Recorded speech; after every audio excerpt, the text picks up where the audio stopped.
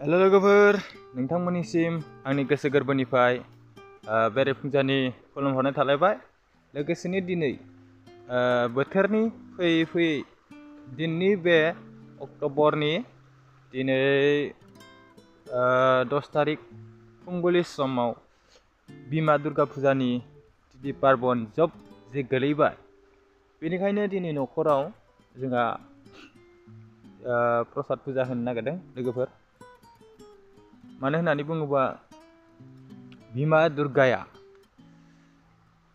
जोंनो आशीर्बाद हरो जेन जों जोंनि न'खरखौ सालायलांनो हायो आरो गावनि जिउआव थांना थानायाव मोजां सक्ति बिमा दुर्गानि सक्ति मोननो हायो।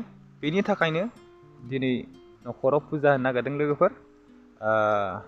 नैयाव दं बोराइ बाथौ, औवाजों हेबनाय लोगोफोर।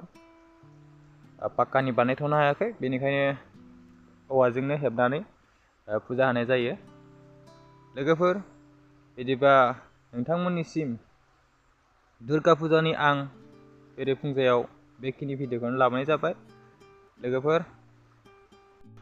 बेनि गेजेरावनो लोगोफोर आंनि गोसो गोरबोनिफ्राय मोनसे खावलायनाय थाहैबाय, जाहाथे नोंथांमोना सोरबाफोर जुदि आंनि चेनेलखौ नायदोंब्ला बा गोदानै आंनि चेनेलाव फैदोंबा नोंथांमोना अन्नानै जाहाथे आंनि चेनेलखौ सापर्ट खालामो, साबसक्राइब, लाइक, कमेन्ट, शेयार खालामो लोगोफोर। मानो होननानै बुङोबा आं गोदान गोदान निउस आपडेट लाबोनो हायो, बे आपडेटखौ नोंथांमोना मोनहैयो। बिनि थाखायनो खावलायनाय जाहैबाय लोगोफोर।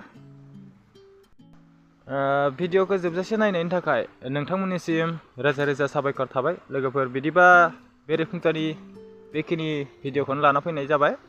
बिदिबा दोनथ'नाय जाबाय लोगोफोर, गोजोन्थों।